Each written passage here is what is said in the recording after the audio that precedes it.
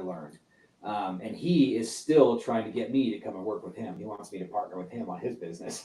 And it was just all these things. He's like, Brian, he's like, I need a face man. He's like, I'm not the right face man. He's like, you are. He's like, I need you in front of my company. And so it just all those things, but it helped. Like, I actually thought about getting my real estate license because I know it better than most of these realtors do. Yeah. But as I was looking at that, I'm limited. I'm putting a cap on my business, right? Jet Youngblood, top realtor in Cache Valley, has been for a decade. Her best year was $1 million, and that was 2 years ago. It's the only time she's ever hit that, which is awesome, right? That's great, good for you. But that also lets me think of like, well, that's the best I could probably hope to do around here. Yeah. So, and again, that's awesome, but I have a huge regrets after my spice business, where I did $3 million, right? Then I come to this and I'm crushing it. I have 60% market share, unheard of in my industry, right? And yes, I think my best year was like 430,000 as running a home inspection, which is like really, like, that's pretty freaking amazing in Cache Valley. Yeah. And like, but that was so much stress, so much headache, so much. Yeah. What cost? What cost? And so then as I start looking at it, well, then I look at the content thing, right? Well, who are your top dudes in that? Mr. Beast, 370 million. Like, if you're going to go to an industry, maybe find something that doesn't have a little cap. You know what I'm saying? Yeah. Like, and so that's what we started. And the more research I do, right? We listen to Alex Ramosi, we listen to all these podcasts, we learn all this stuff. And, you know, you learn that 21, if you have more We're than 21 live, by the way. Oh, are we really? Oh, okay. Well, hey, everybody, welcome to the live video. If you watch this, talking and just chit-chatting before we start recording.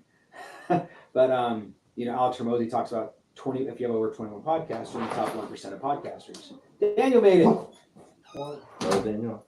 Daniel, this is Brent. Brent, this is Daniel. Nice to meet you. Nice to meet you. We're halfway through the podcast already, but we haven't been recording, so. Hi, Big Orange. What are you doing, old man? What are you doing, old man? But yeah, you know, you make your content once and it's just out there. Yeah. And it may not take off today. Like that dude, this song, that's the funny hip hop song. The guy says, "Oh, I heard you wrote a rap." He's like, "My money don't jiggle jiggle." It falls. You know that was in the 90s that he did that? Oh, geez. It was a long time ago, And 30 years. And then he said, "I did that so long ago." And then it took off. Geez, all this stuff is coming back around, like all the vintage stuff. Like Yeah. that. There's a TikTok sound that just came out. Are we ready to start filming? Are we done? We're good. Whatever you're finished. What's going on with the bit rate? It's okay. Are we ready? Yep. Okay, cool. Let me get him filming. I guess you're probably smart enough to do this yourself, but I'm gonna do it for you anyways. This is all Windows. It's like working with Oh, you made sure that the audio hits. Yeah, because I did a test and then it didn't work and I went over and reset it.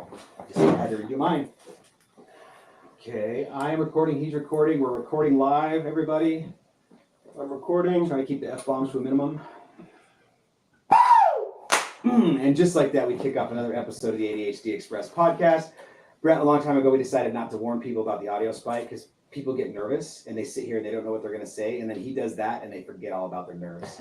So we like to always talk about that, you guys. And today also is kind of an exciting day. It's our very first time going live. So for those of you guys who are joining us live, I don't think we have anybody yet, but when they kick on. Oh, we have one? Awesome. Hello. Actually, I know who it is. It's Brock. What's up, Brock? Hey. I told him he was so we're working on a real estate deal on the side, so he was just here. That's awesome.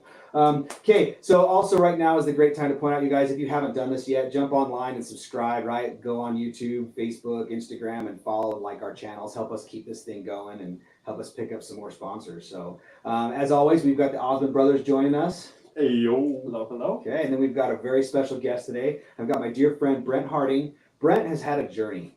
Your life is just a journey. And everybody he's like, no, it's not, dude. Yeah, this guy has been through a whole bunch of stuff. He started with making stop motion Lego videos. I've seen them. What? And he was so embarrassed. And I'm like, that's the coolest video I've ever seen. Those are in the deepest archive. Yes, So. one day they're going to come out. We're going to see if he'll give us a link and we're going to throw one on this channel. But yeah, so then he's a firefighter, EMT extraordinaire. And then he started an amazing video production company. In fact, he did a bunch of the videos on the old Carlson Inspection website that are now over a decade old and really desperately ought to be redone. In fact, I remember a funny detail. You won't because you've been doing this forever. So one of the guests I had come on was Robert Brown. He's a broker for real estate, and we're going to get him on the podcast. He doesn't want to come on the podcast, but he's going to come on the podcast. But he wore so Brent had him in front of a green screen. Do you remember this? And Robert showed up with a plaid shirt with green stripes. Oh yeah. And he would like whoosh, vanish in the camera. And so the video is like really, really hard to watch. Because he like I don't even know the effect that it did. It's like a more a. Do you remember that now? Yeah. It was like, Thanks a lot, Robert. Yep, that's the hardest thing you've ever had to edit. Well, anyways, there's a little bit of introduction. Family man, fire, EMT, video mogul, almost. He will be one day. Yeah, I don't know about that. His burning desire is to produce an Avengers movie. Is that still one of your things? Not anymore. Nope. I mean, it would be cool to do as my own passion project, but yeah, just like a fan film, Yeah. You're not tied to. Well, after my book is written and we're going to make a video out of it, why don't you help us do that one? There we go. Yeah. man. Well, anyways, why don't you take a minute? I kind of ran through some of that. Why don't you tell us a little bit about yourself and kind of some of the things you're working on? Yeah. So I'll just kind of maybe start where I am today, and we can work backwards from there. Yeah. So today I have 3 kids: an 11-year-old, 7-year-old, 18-month-old. Right in the thick of it. My wife's a nurse in the ER, part-time. And then I run a couple of small businesses, a video production business, a business called Screen 33, which is an event space. And then also run a nonprofit foundation for firefighters. And then I work full-time for Logan City as a firefighter. Yeah. So you got a lot of brands in the fire. That's awesome. So yeah, there's So can I tell you guys, I want to tell everybody about Screen 33 from my perspective. So it's this huge, it was like a warehouse, was a shop type thing. They've kind of closed up garage doors, and he has a 33 cubic foot. Is that where the 33 comes in? The cubic foot screen? 33 feet. So you measure a TV corner to corner. Yes. So he has a 33-foot screen in there. And you can rent this space. We did it for my son's 14th, 15th birthday, I think. We rented it out, and then he's got the driving simulator chairs that move, and and you're racing on a 33-foot screen, or you're out there doing Mortal Kombat with people that are 10 feet tall. It's sweet. It's Incredible, like an fun. absolute lights, the speakers, you can shake your fillings out if you're not careful. And Yeah, if you feel like puking, I got a couple games of perfect. yeah. So that was just some really, really cool stuff, and like when he joined my BNI weird. It's almost like I say that half of my episode. Sorry, the BNI is, in fact, I got to get Cameron. Don't worry, I'm having Cameron on this next month because I referenced BNI so much. We got to get Cameron on. But anyway, so yeah, we met through BNI, and Brent was that was starting with the Rescue One Studios. Yeah, just barely. So I think at the time I started BNI, I was living in my parents' basement. Yep, I remember this. And we had one vehicle between me and my wife, and so at that time too, I had a little 700cc motorcycle that became my go-to, That's so she could have the right. car for work and stuff. I forgot about this. One of my favorite early stories to tell. It wasn't fun at the time, but it's fun to look back on. Yes, it is. I had a shoot in Salt Lake, but my wife had to have the car, or our truck at the time. But so I had to take this little 700cc motorcycle down to Salt Lake with Full of a gear. backpack, like a big hiking backpack full of gear. $20,000 worth of And camera oh my gear. gosh, that was the scariest ride of my whole life because I'm pegged at I bet. 65. I was like, either the motorcycle is going to fall apart or I'm going to have somebody run me over. I don't know what's going to happen first. Oh my gosh. Oh my Yeah, gosh. made it down there on $7 in gas, and it was perfect. So Best part about motorcycles, right? Well, that's what you guys we always talk about on the show. We always want people just to give a little bit of the vulnerability, talk about the hard time. Because right now it's easy to see you in your dope truck that's all vinyl wrapped and rims and gadgets and all this cool stuff. But it doesn't start that way, No. I've had people tell me the same thing. Oh man, it must be nice. It's like, what, to go in 150-degree attics 3 times a day, every single day, all summer long? Yeah. Or you mean to walk on that roof?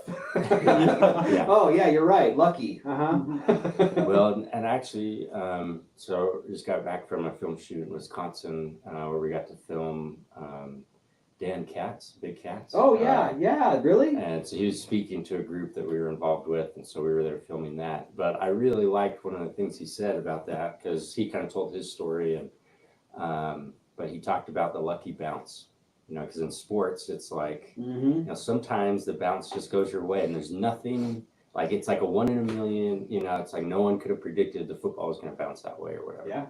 And so he like talked about his journey, and of course, there's lucky bounces along the way that.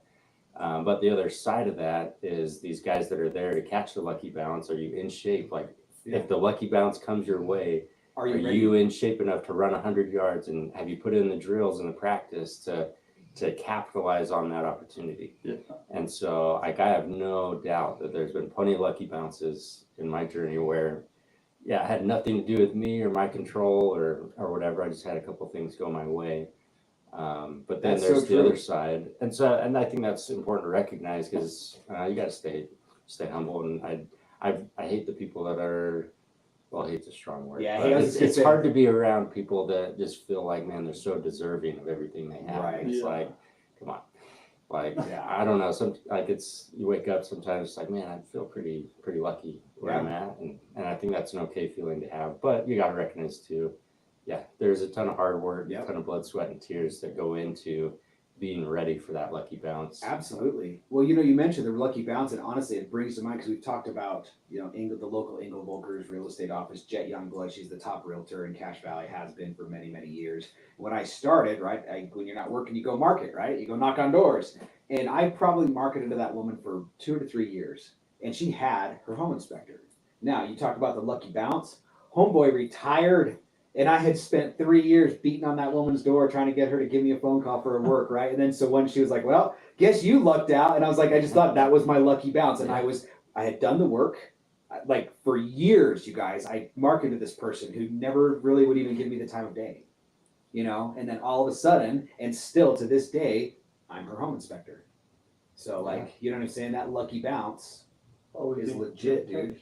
Yeah, you got to be in the spot. You got to do the work. Yeah, to be ready to catch that ball. And then then also you realize that there's been plenty of times where the bounce doesn't go your way, even though you did all the work, and that's just part of the journey too. And there's some people that, and you look, it's fun. Like, I love the stories of like the McDonald's guy, or where it's like his lucky bounce didn't come until he was like 55, 53 years old or something. And he had been working his butt off the whole time, right? And it's not like he didn't deserve it earlier. No. It's just that lucky bounce didn't come until So, we actually just had a guest on, an artist, and he was similar. He talked about, oh my God, now I'm going to ruin it, what he said.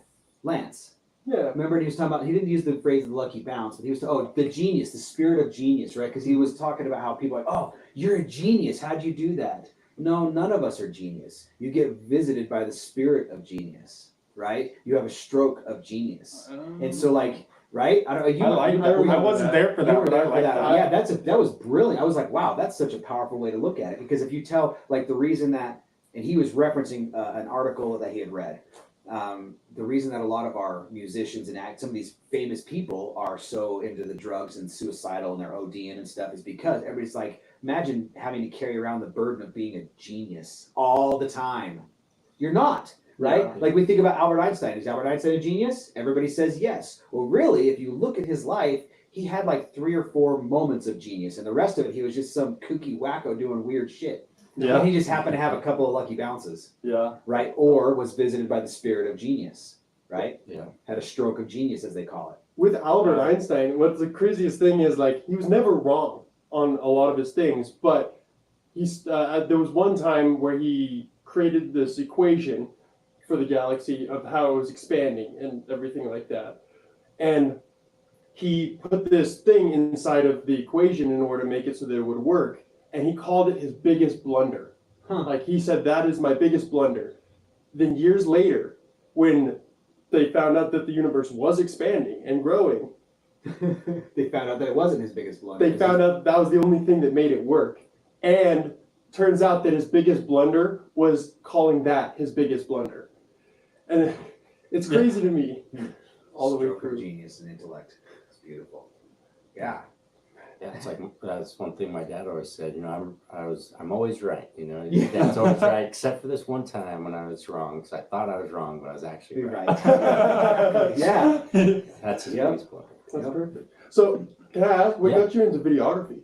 Yeah, so that's back to the Lego stop Yep. motion. So I blame it on my mom. She got me my first camera when I was 8 years old, and I just never recovered. Well, dude, actually, that's something because, like, honest to God, I was not into this. I remember when we met, and I always thought it was so cool. But then I started getting into this, and he convinced me to buy a mirrorless DSLR and all this kind of stuff. And now it's like I haven't bought a gun.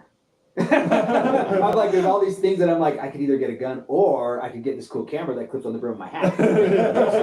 You know? So you're right. It's like, once I it's guess I'd say it probably took me, so I've been doing it for almost 12 years now, a little over 12. And it probably took me 9 years to get out of the honeymoon phase because you just want to buy all the latest stuff. But man, I can't even, it's been a long time since I bought a new camera because it's just like, you probably have a closet at this full of point, I'm like, I'm over it, like the latest. And I want to make sure I can give my clients what they need. But at the end of the day, it's like, I can do what I need to do with what I got, and I'm not looking to, you know, that way I can buy one more, I can bedazzle my truck with one more thing. Yeah. Right. What camera brand do you, or what camera do you use? So I use Canon C300 for my like main workhorse, and then I use a Sony mirrorless for some B-roll and just like a little. They just get that B-roll so clean. Yeah, no, and that's been a good little combo, and I've used that for probably the last 4 or 5 years now. So cool. Okay.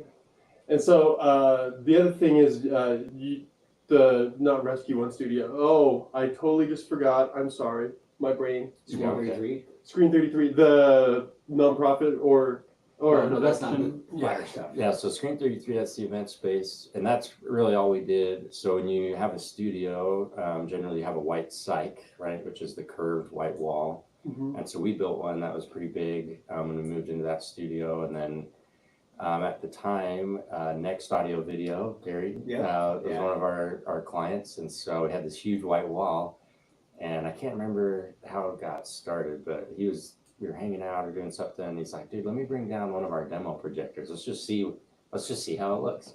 And he threw it up, and I was like, oh my gosh, like that looks so good. And it's not even like because there's like special paint and stuff you can use for screens, and we just had we wanted it to not be shiny, and usually like screen paint, you want it to reflect light so it's a little brighter. Ours is just like a good film against kind of white, but it looks so good and clean. He's like, dang. And so we ended up doing a little trade work, and so I could get one of these projectors off of him, and I still have that projector running. It's not even a 4K projector. It's just but it looks so good, and people love it, and so that's where it started. That was the first piece to the event space. We weren't using it as an event space at that time. We were just kind of using it for ourselves. We'd hook up an Xbox or something after we're all done editing for the day, or just play a couple rounds. And then over time, we just kept adding little pieces. And we've only been using it as an event space for the last 3 or 4 years, but it's like, I can't remember the last time you were there. It's probably changed a lot, but it's pretty decked out right now. So it looks very much like a event space rather than a refurbished garage like it used to. But anyway, so that's that space. And then our nonprofit is called the Firefighter Support Foundation. That was just stemmed from, I played a large role in our with Logan City's fire department on their peer support team, which is the team that comes in and helps crews or individuals on the department after they've had a particularly rough call, or if they're just got some personal stuff that's affecting their work, really. And so that's been a great. I love the fire department, and I love the peer support team.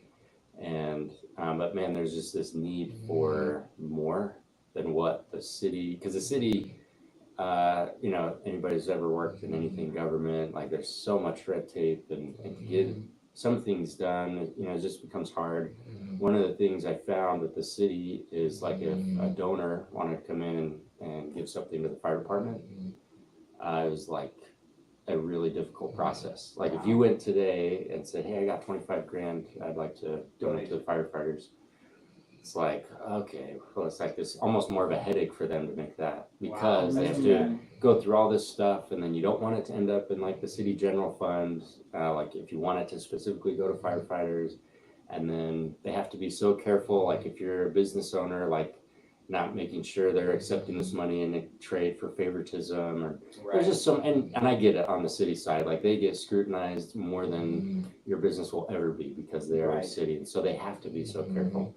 But at the same time, I was like, we need a vehicle to like, if you have 25 grand for us, yes, we will take that, Venmo, whatever you want, you know, like, and so that was the initial reason to set it up. And then we've built a website and just some other things just to streamline some resources for our guys to get some individual help. So we have like all of our clinicians for guys that have been personally vetted by one of the firefighters, because you can't send these guys just to anybody, you know, like we want to make sure they're a good fit for the fire culture. And so we'll vet some guys and put their info on there. We've done like over 100 fitness videos with gear at the stations that just to show guys different workouts they can do. There's like stuff on ice baths and saunas and nutrition, and then we have like some resiliency training. And so we've kind of housed it all on this website, and then the foundation just helps keep that going. And then as we do get funds coming in, and that goes back to, like, we got ice baths provided for every station. Oh, cool. And so that's been a huge benefit to the guys. And then the money go, like we had a firefighter get injured last year, and so while the city's very good and firefighters are pretty set up to, for the most part, to be helped when they get injured, especially if it's on duty. Like his wife had to take a bunch of time off work to take care of him. So even though he was still getting his check and getting taken care of through the fire department channel, like with her work, she is not getting like the paid leave or whatever. And so we were able to come in as a foundation and help with situations like that. Anyway, another, probably our biggest thing that we were able to help with, which is really cool, is 3 years ago we had a captain from Logan Fire that died from cancer that was specifically tied to he's pretty young. So anyway, he ended up getting on the list of a line of duty death because it was just tied to his firefighting work. And so there's a big memorial and ceremony where your name gets put on a wall out in Colorado. And so we were able to help arrange all the travel for his wife and 4 daughters to go out there and be a part of that. Oh, that's cool. Yeah. And not just like and you know, this comes back to maybe some of the business side, but like sometimes the original plans for stuff like that like blows my mind. Like they had them on like 3 connecting flights, and it was just like, here's a nonstop, let's fly them out first class. Like these guys just lost their dad, you know. It's like let's make this a VIP trip for them. Right. So and part of it's the VIP, but part of it's just ease. Like this shouldn't be a difficult trip. Like let's just make it as easy as possible. And so stuff like that, we try to jump in on it. That's cool. Right. Awesome. Very cool. Very cool. Yeah, I sent you a text message. The guy we had on Tuesdays has a cool EAP program that they sell, which is all mental health programs and stuff. And so he might be a good one for you to talk with. Yeah, we're always looking for people that are a good fit. We figure the more options we can give guys for clinicians to come in and talk to, the better. Because not everybody's a good fit. Even if they're great for one guy, they may not be absolutely the best fit for the next guy. It took me a couple of years to find a therapist I liked. And then I coached her ass into quitting. Man. So she's doing awesome. We had her on the show too to talk about it. In fact, we decided the last guy we're gonna start doing some panels where we'll have like my therapist, we'll have Brett Bullock on with the accident policy. Then we're gonna have Taylor on to talk about mental health plans, and heck, maybe you might be another good one to be in there. I'm always one to throw my hat in the ring. Yeah, that's right. Yeah, no, it's cool. He's got a podcast that he runs too for firefighters talking about the same stuff. He didn't mention that. Yeah, right. I knew that. It's fine. You gotta it's okay. That's what I was trying to think of earlier. Some of it's hard though, because like, dude, like honestly, like I did a home inspection for a guy yesterday, and it was with a girl who's actually going to be on the podcast next week, who has a podcast. She's the one that is at 21 episodes and she wants to quit because she's frustrated. And I've been trying to build her up and be like, no, you're almost there. Like you guys got to keep pushing through. But anyway, so the guy was measuring stuff, and so she and I started talking. I was like, hey, I found an editor, we were chit-chatting. And the guy's like, well, what's this all about? It's like, oh, well, we have podcasts, he's like, well, I know she, anyway, so then it just like, I started talking about it, and then it's like, and this. oh yeah, and this. Oh yeah, and this. And he's just like, wow, you got a lot going on. You're like, yeah, I'm aware. It's like, it's almost embarrassing to talk about sometimes because then you're like, it's like, if you have so much going on, you forget about parts. It's like, okay, Yeah. how many times start like that? well, like, so yeah, and you forget details that aren't that don't matter. Like my wife was all frustrated. I remember a couple weeks ago, I did a home inspection on the apartment building. There was a kid passed away, a suicide, and that morning, and so we went to go and do a home inspection. It's like a 36-plex, so they, you go walking in, and you're like, oh.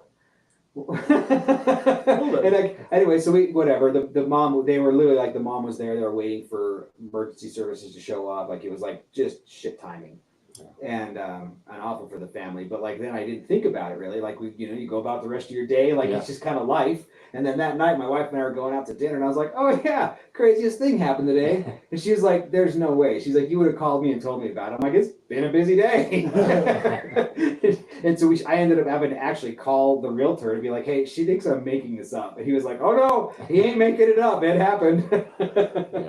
And then she's like, Brian, this is a problem, you're too busy. She's like, if something like that doesn't rank high enough to like for a phone call. Like, well, it's just always something to grab attention. yeah, it's just life. It's just life. Sometimes it just be that way. Yeah. Yeah. So what started the podcast?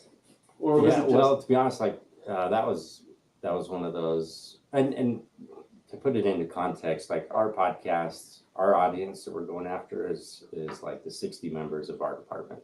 So we're not necessarily like trying to take over anything. There's lots of firefighter podcasts out there, but part of the fire culture is it's such a close, tight-knit group, right? That you love hearing stories or like networking with other guys, but when it comes sometimes to talking about like the health and mental wellness and stuff like that, like you don't want to hear that being in Utah. I don't want to hear how the FDNY guys do it necessarily, because we're not that, this is way different out here.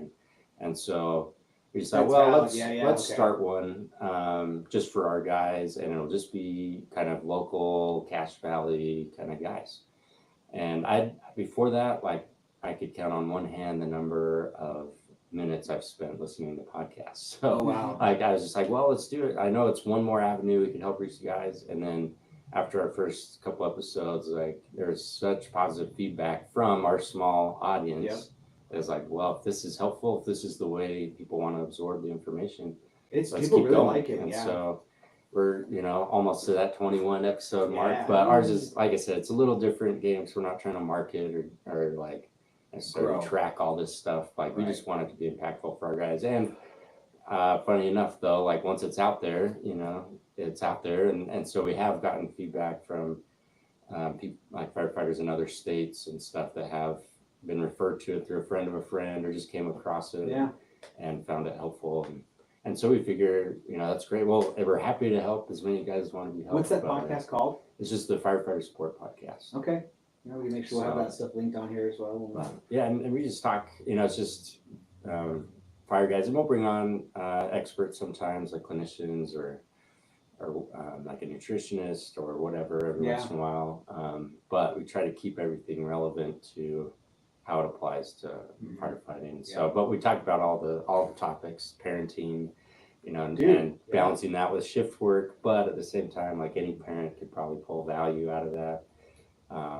Talking about getting burned out, and then of course we try not to make it too graphic, but we do talk about some of the traumatic calls and just dealing with stuff like that. And my personal opinion on it is where, because the firefighters, like the average person in their life will experience one or two traumatic, like life-changing kind of traumatic events, either be a witness to or be closely involved with in their lifetime. Firefighters are going to be exposed to over 700 in 20 years. And so, that's just something that can't be ignored. But I also feel like it's something that gets put as, in the fire world, we call it a distracting injury. You show up and you got this really bloody leg, but really they have a collapsed lung. But you're so focused on all the blood coming from this leg that you start bandaging their leg, and it's like, hey, you got a bigger problem, that, and so you try not to get tunnel vision. something like that. And in a lot of ways, I feel like in the fire service, we've gotten a little bit of tunnel vision on the traumatic events because it is so, I don't know, headline worthy. It's like, okay, we went on this multi-vehicle accident with several fatalities. Like, let's talk about that. But the reality is, what guys are experiencing the most is when they get home and they're distant from their spouse and or their kids are giving them the same problems everybody else's kids give, but just one more piece of baggage, right? And so it's like we got to start focusing on some of this other stuff to really help guys have the downside, because not everybody's built to be a firefighter, and so we're dealing with guys that chose to do this, that are here for a reason. Like, they can handle the calls, like that's not the issue, right? But let's help them handle this other stuff in their life. They may be built to handle those 700 incidents, but Which maybe makes it they're a harder little to bit deal with. a weakness in their dad skills or whatever, because they need some help transitioning from being on shift to getting home. Yeah. Or whatever, right? And so let's not spend all of our time just talking about these crazy calls. Yeah. We need to go into the other stuff too. Yeah, that's true. Dang. That's that light work. We talk about being ready for the bounce, man. Yeah. Unfortunately, it's all of it. And the thing is, man, there's not enough of this stuff is talked about. Yeah. It's all swept over. Like, you got to prepare for things. I mean, you have to, whose mind isn't worth digging into? Yeah. Trying to unpack, see what Well, sets you off. I think that's why it became so popular with our guys on the department so quickly, is because sometimes you talk about it with some of your closest buddies on the department or whatever, but for the most part, you see a guy and it's like, man, that guy's got his shit together. Right. Oh, absolutely. He's got life figured out. But then he comes on the podcast and he's willing to talk about some stuff, and everybody's like, oh man, it's okay to feel burned out, or it's okay to maybe, you love the job, but it's okay. You're going to have moments where you question, like, man, should I even be a firefighter anymore? Right, sure. But you don't want to tell anybody else that, because everybody seems to be loving their job all the time, because it is an awesome job. But to hear like how normal of a feeling that is helps you handle it, and it's okay to feel that way for a moment. Let's get you out of that feeling, so that you can enjoy the job like you used to. Dang, yeah, well, that's the analogy, ducks on the pond, right? You don't see the feet cranking or the iceberg under the water, right? Yeah. Both of those analogies are the same thing. That dude who's got it all together, he's put the work in, to have that appearance, and it's not the same inside his mind. Yeah. I mean, you just don't see it. He's just... Well, sometimes the guys that seem to have it the most together are the ones that are hurting the most. Yep. And so it's been... That's why I love being on the peer team with the department, is you kind of in a position to be the guy that guys can come to, and they know it's an okay place to talk, because you're not their captain. You're not like, this isn't going to affect any promotional stuff, or they just need someone to come talk to that's not a clinician, that's not their spouse, not their No, you're right. Just like, I just need to come unload, and so it's been good. It's been really good. That's amazing. It is. It's absolutely fabulous. Dang. Was there any particular reason that those things stuck out to you when you first started, or did they stick out to you when you first started firefighting, or did it just? No. When I first started firefighting in 2007, I was barely 18 and 1 day old, and I was totally in it for the adrenaline, for the chicks, for all the wrong reasons, and so that's funny you asked that, because when we were listening to that Dan Katz a couple weeks ago, that's one of the things he said. He's like, man, if I would have had this kind of success when I was 22, I was like, I'm pretty sure I would have ruined it. And so in the same light, because what happened to me is in 2007, all gung ho, like my dream was to work for Logan City full time as a firefighter. But back then it was this huge process. Like Logan would have one spot open, and 100 guys would show up for the test, and it would be 2 or 3 years for them to work through a list to maybe get to you. And so especially if you're new, trying to break in, it's like, man, this is a tough job to get into. And so it was during that waiting process where I started the video business, trying to pay bills, while I'm waiting to go full time. And you're testing with lots of departments, lots of lists, and but it's a multi-years long process. And it just, by the time any of those opportunities came around, the business is kind of taken off. And so I thought, but I was volunteering with North Logan City. And so I was like, I'll just be a volunteer and keep my hand in it that way. And so I did that for 10 years. And so it was only about 4 or 5 years ago that North Logan City got merged with Logan City. And so all the volunteers, if you wanted to keep doing it, had to come over as part-time employees, which they were just requiring 20 hours a month. So I was like, I can still make that work. I'm not ready to hang this up yet. And then I think that's how they got you, because now the recruitment for fire and first responders in general is way different. So like we have a test for Logan City coming up, and there's like 3 or 4 spots open, and there's like 12 applicants. It's just a different world. It's crazy, yeah. But anyway, so you're applying when there's like 200 people applying for one job. Yeah, it's crazy.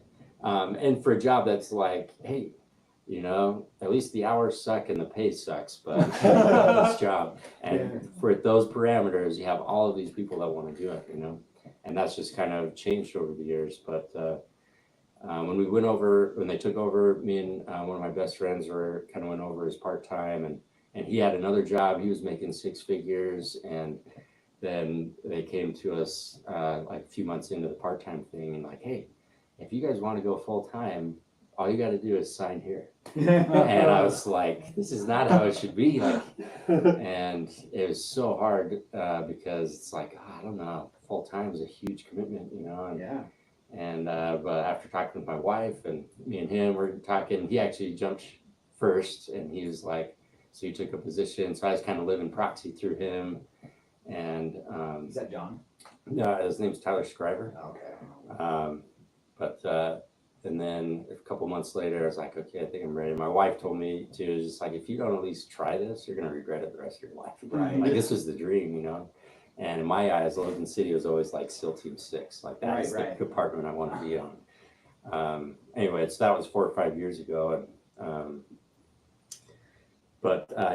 so long answer to the question, but I feel like if I would have gone full time back in 2007, I don't know if I'd have the same perspective on firefighting that I do now, because I had 10 years of doing it as a volunteer, being a business owner, and just seeing all these other sides of life and coming into it maybe a little, not much, but a little more maturity. Has helped me a lot to appreciate the department and the work we do more than, the guns blazing, running into burning buildings, and everybody thinks you're so cool, versus,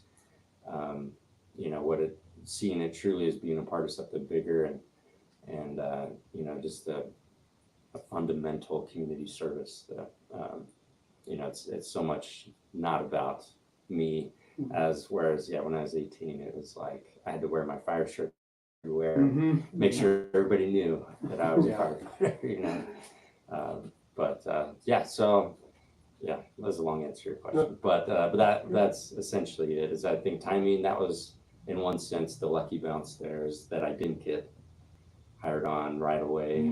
So my life would be totally different, and now, like, we have so many, so the studio and the event center is also our resiliency center for the foundation and for the fire department. And so, like, it probably gets used way more for the fire department and first responders in the valley. We've gotten tied in now with a lot of police and the sheriff's office. And, good.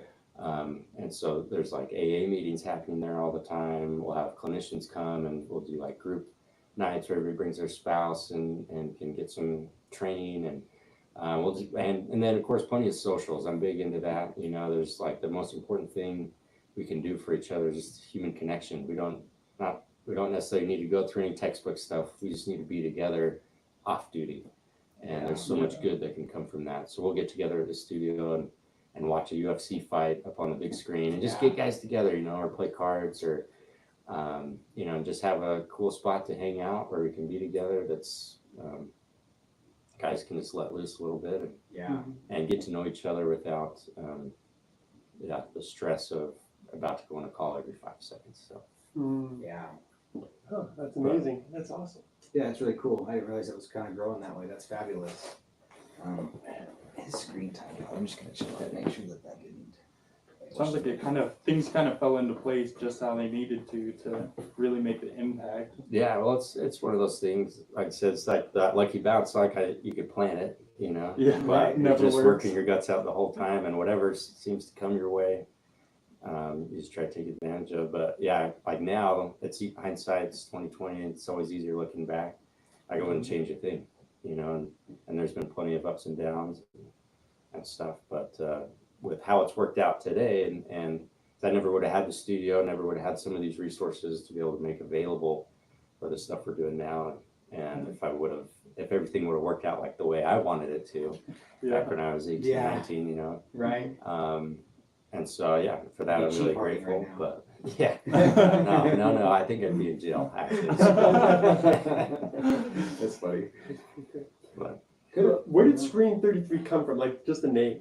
33-foot screens. so yeah, Is that- 33-foot screen. So I mean, not to brag, but it's 397 inches, which is slightly, but 33 sounded better than 397. Yeah. I like it. I like it. Yeah. I was sitting here, I was like, oh, is this the 33rd one? Plus, being in the fire service, everything has to have a number in it. It just sounds cooler to me. So, one studio, Screen 33, it's like, because that's how we run, is you got a truck 120, you got a truck 70, Yeah. rescue 71. And so I think that's just naturally sounded cool to me. Yes, it did. That's awesome. Yeah, you got to go with what you got, man. I love it, man. I think it's great.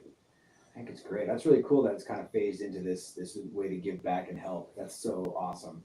Yeah. That's what's so critical right now. It's so important and gets received, Yeah. right? Like, Yeah. And it's hard, because sometimes you'll throw an event or something and you're trying to help and you don't get a big turnout.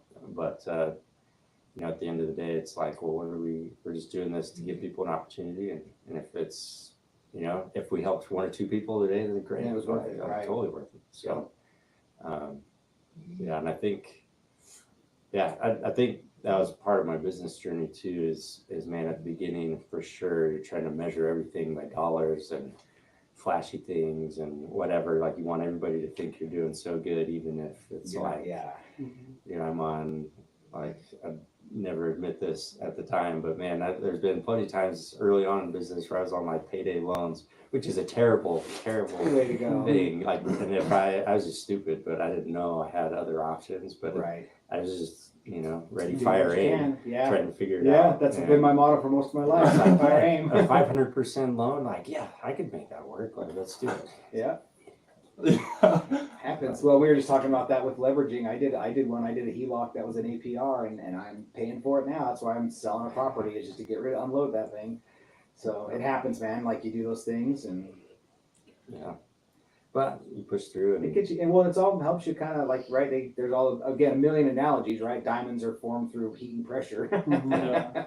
even if the heat and pressure came from your own. Yeah. Yeah. Doesn't matter. Most of the time, Those that's are where it the comes ones that burn the from. most. Yeah, those ones have burned the most. Hey, for sure. that's on spice business. Like, it happens. Yeah. It Well, happens. I think, the value is being able to extract whatever lesson you can, no matter Yeah. how the circumstance came about. Yeah. Right? And so, because there's circumstances you're totally embarrassed because it's so preventable, and anybody else in their right mind wouldn't have done it that way. But it's like, regardless, I still learned something from it, and I'm going to extract whatever value I can. Well, and that comes to a whole new thing of this is about mentorship. Like, that's kind of, everybody needs a mentor of some sort. And everybody's like, well, that's not me. Yeah, it is. Especially if you've done something really dumb, like if you can pass that information on to a younger person or an inexperienced person so that maybe they can learn the lesson without the scar. Yeah. And like a lot of us can't, there's, and I hate the saying, people are always like, well, you can lead a horse to water, but you can't make it drink. Yes, I can.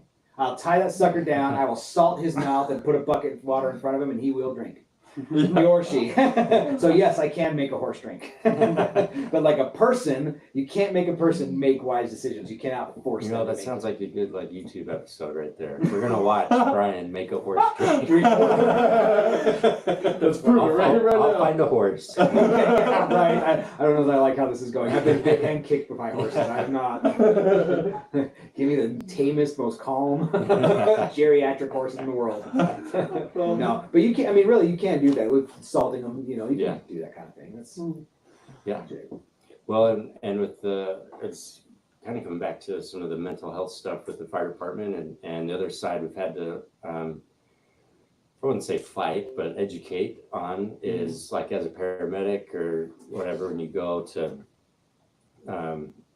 help somebody, regardless whether they want the help or not, all the interventions you're about to do will help them whether they want it or not, right? Yeah. We're going to hold you down if we have to. Get this IV going. We're going to push this medicine. Your body cannot refuse the benefits because it's a physiological thing, right? And so sometimes we approach mental health topics the same way. Well, we know this principle is sound, and so, but it doesn't work like that. Like that's brain science too. Is like you have to choose. Like that's the number one vital ingredient to making mental health stuff work, is the recipient has to choose to accept it. If they don't, you can give them the best clinician in the world with the most charismatic, whatever, and it's just not going to do anything until that person. And so our shift has come from, we'll provide the opportunities for them to absorb information the way they want to, but the best thing, like our mission as a peer team, is what can we do to help them choose to accept some of this stuff. And sometimes I'd say most of the time it requires way more listening than talking, and we come out of the gate so amped about mental health stuff because we learned something that helped us, and you're so excited to share it, but the reality is it doesn't mean jack shit to them. Nope. And so until you've given them an opportunity to share something, and then when you can present something, they're in the best spot to be able to choose to listen to that information. Whereas you come out of the gate and they just choose to believe that you're overzealous, helpful, That's like that it can't work for me kind of thing. Right. Oh yeah, for sure. And they just put up a wall, and so. It's crazy because the best way that you can get somebody to think is to talk with them, right? Because as humans, we naturally don't want to think. Like we say we think, we call that voice that's inside of our head our thoughts, but oftentimes thought requires two parts. One that's critical of what's being said, and the other one that isn't, the one that's throwing out the ideas. And that's why conversations work. But a lot of the time they get caught in the either throwing it out or in the locking it down, like, oh, that's not possible, until you start talking with people. Once you start talking, then they start putting out the points, and then you're like, oh, well, what about this? What about this? And then they are able to fully picture what's being said and understand it to a point where they can make an informed decision. Whereas an hour beforehand, not even close. Yeah. That's spot on with some of the stuff we do with traumatic calls, right? Is the best thing. Like there's a physical connection that happens with your brain when you're forced to articulate. And so whether that's through writing or speaking, right? Because some guys don't want to talk, and that's totally fine, but we encourage them at least write down the experience, and just, it doesn't matter. No one has to see it. It's just going through the process of putting your thoughts to words about what happened is so healthy. And sometimes that's the only remedy you need, because just like you said, by the time you're done doing that, your brain's kind of, okay, we've got to start with a capital letter, ended with a period. We can now box that up, compartmentalize it here. Now you're good to move on. But if you never do that, you never talk to somebody or never write it down, then it becomes this unprocessed memory experience that can live in your brain for decades and creep up at times and you have no idea where it came from. You may not even remember the call anymore, but the symptoms that come from that last forever until you process it. Keeps the score. So, yeah. It's crazy. That's why one of my favorite rules is it's one of the 12 rules for life, and it's don't hide things in the fog. Because as soon as you put something into the fog or you try to ignore something, that's what a lot of times is said, just, oh, forget about it. Like, it's over, things happen. But when you don't think it through and you don't do that processing, it just becomes like the whale in the story of Jonah, right? It swallows you whole and then brings you down when you least expect it, when you least need it. And then it makes it so that it's impossible for you to be able to catch the ball, right? Yeah. Because you become either hyper-focused on that, or it takes you out at the moment that it's being passed to you. Yeah. And, it happens happens all the time because sometimes guys will have like a big call, and you go through the proper channels or whatever, and some guys don't seem really fazed by it, and that's normal, like once you've done it long enough. But then 2 days later, next shift or whatever, you go on and it's a much smaller call that shouldn't have affected you, but all of a sudden you feel like, damn, like something's wrong with me. Yeah. Like that shouldn't have impacted me, but I'm feeling it, but yeah, I think it's that, because it's not just that call, something else is involved there, and you gotta start processing that shit. So. Yeah. Taylor was talking about, he was kind of the same thing, wanted the girls, so he got his fire cert EMT and worked, and he talked about a call that was really bad, and he never recovered from it, and actually had a lot of issues, quit, all that thing, but that's what led him to working in the mental health industry. This is like, he realized, yep, that I'm not built right.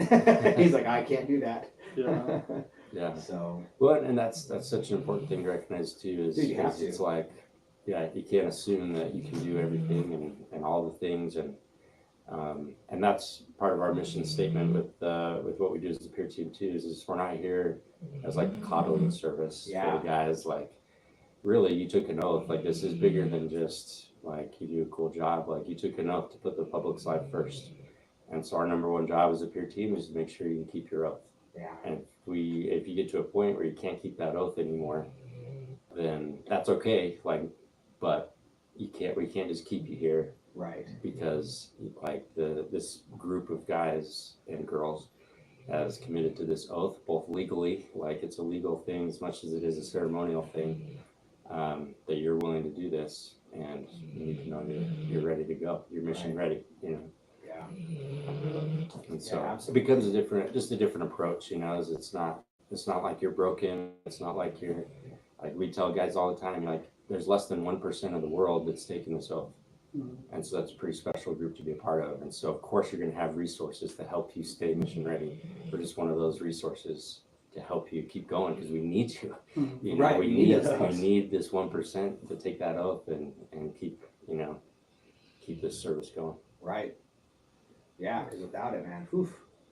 I love that you pointed out writing as one of the things too, because one of my favorite books is called Rising Strong by Brene Brown. Yeah. Are you familiar? Familiar with, it's a lot of Brene Brown's work. Nice. She has a thing called SFD, or a shitty first draft. Yeah. And it's just because oftentimes when you write things down originally, when you're still in the moment or still in the feeling of it, it looks like a third grader wrote it when you look at it the first time, and you're like, oh man, did I really feel like that? And then you're able to process and think it through. People don't realize the value of understanding ourselves. Like, we think we know who we are, we think we know what we understand, we think we know what we comprehend, but in all reality, we're just moving through it and reacting to what our system is doing. Yeah. But making that distinction and being able to lay it out on the table and understand why you are, or why you're feeling the way you do, creates an incredible, not just connection with your body, but a credible ability to not let past result dictate future. Past experience dictate future results. Yeah, that's what it is. I love that quote from him. Yeah. Sounds like you need to expound on that a little bit. Let's learn more about this. Yeah, well, I mean, it's just a saying that I use, is like, don't let past experience dictate future results, because it's really easy to like look at the past, and especially in business is where I use it a lot more, is like working with business owners, because a lot of them just look at their past things that have happened and like, oh, the business isn't doing good, we're not getting enough people in, like, they look at all the problems that they've had in the past and just expect that that's how it's going to be, and they can try and do something about it. But like, a lot of them get stuck in a space of it can't be any different. And so I don't know, I use that all the time of like, if I'm looking at something and I start thinking of it in a way like that's not possible, or this isn't going to go right if I do it, then I know it's because I'm letting the past experience dictate into that future, because it's easy to do, and I don't know, for me, it's just something that I use a lot, because I don't know, getting away from that is huge in being able to move forward, because it's always going to be different. Like the future won't be the same as the past. The experiences, the variables, the thing that play into it are always different. So just not like use it as a reference point, but not a determiner, you know, something that can determine how the future will be. Yeah, I love that. It's crazy because when you think about it, like, oh, why did I just forget the person that invented the light bulb? Thomas Edison. Yeah. I almost We said all forgot Einstein. briefly. I was about to say Einstein, but he failed 100 times. But it was the 101st time that he got it right. And now, like, we have lights all throughout this room, and it's everywhere and in everything. But if he had just given up at the 100 mark because he paid attention to the 100 other times that he failed, he would have failed in failing, right? There's no such thing as failure unless you stop. I love that part. Yeah. Yeah. That's like he said, he found 100 different, or it's 100 ways not to make it. not to make a light bulb. Yeah. So where is that streaming live at? YouTube. Oh, just on YouTube. Okay. Mhm. Okay, I thought it was on Facebook as well. Yeah. It will be. It's Okay, not yet. Okay. not yet. How do I find it on there? I just kind of want to see it. Sorry, as I was Yeah. you guys were talking, I was like, how do I find it? You jump onto our YouTube page on one of your other accounts, and then you can just, it should be the top one. So I'm curious, was there an experience, so you've been doing this kind of like to help the guys, was there an experience that you had that made you feel like this was something that needed to be done? Like what was the trigger that made you really like start pursuing this and creating all of these things? I mean, you have like 5 different things, it sounds like, you know, like what was the trigger that caused that? Well, I think like some of my biggest scars from the fire department were early on when there was no program, you know, and Logan Fire has one of the longest standing, most known peer support teams in the state, if not the West. Okay. So like we had a couple of our guys that went out to Miami when that apartment building collapsed. They responded to Maui with all the fires and do the peer support. So like we have a couple pretty big players on our department that are strong advocates for the peer support and mental health side of things that have kind of put us on the map a little bit as far as the Logan Fire. But back in 2007 and through the volunteer world, it's like there wasn't a lot of online resource, like just everything was. And I had one of my, and I labeled it a long time as like my worst call around like almost right out of the gate, you know, and I don't know if I'd label it, I mean, it is still up there. It was a multi-vehicle crash with multiple children fatalities. And so, I mean, it doesn't get much rougher than that as far as like, you know, if I were to go on that when I go on shift this week, like it's still super rough. Yeah. But now, with all the tools and resources that I have, there's no way that would impact me like that first call did, the first time being exposed to something like that. And so that lived with me in a negative way for a really long time. And I think like anything, you know, it's just like a weed that, you know, and it didn't have to be that. And I guess that's part of where the drive came from is it's like you don't have to live with the guilt or the nightmares or the, you know, the constant like flashbacks or whatever, right? And sometimes you go like 2 years without having like any thought of this call, and then I'm buckling my kid in the back seat of the car, and it just happened to be this exact same position. I was reaching in the car for that, and I'm like, this is like years later, and I'm right back. All the feelings, like it's as if nothing's changed, you know. Wow. And it's like, you know, the fact of time heals everything. I think there's a little bit of truth to that, but I mostly think that's bullshit. Because it maybe can shift the feelings a little bit. It's not like you're miserable the entire time. Like with time, you can kind of bottle up a little tighter and tighter, but it's not gone away, right? And so but then getting the right tools in place and the right resources in place, it's like I can think about calls like that now, and it's just not the same. I feel much more resilient than I did when I first started. And so I think part of the drive came from that.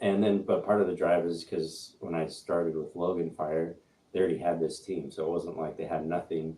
And I just wanted to be a part of it. I was like, you guys have this team. I recognize the benefit. Put me in, coach. Let me, I want to. But you're a pretty dynamic portion of that team. That's awesome. And so, the team's changed a lot over the last, 4 or 5 years, but it had a great foundation to start from. And one of the best members of the peer team that goes to Maui and is now our fire chief, which is so awesome because usually that's your main roadblock is admin that doesn't understand the value and they're trying to balance the economics of and all those, but everybody knows like he's our biggest advocate. And so that's been that's awesome, helpful to have him in the chief position, and he just brought that much more recognition and validity to what we do to the rest of the guys and new hires that come on. As the chief is so passionate about it.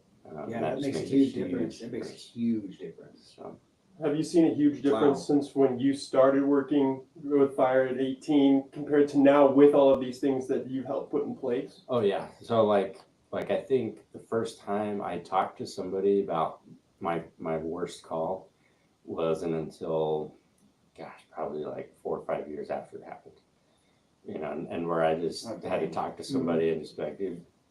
And it was a super close friend, and that was on the fire department. And I just took him out to lunch, and I just remember I was like, I gotta just I'm kind of embarrassed. It's just like the whole thing for me on my end was encompassed with shame. I shouldn't feel this way. I love this job, but all these feelings make me feel like I shouldn't be a firefighter.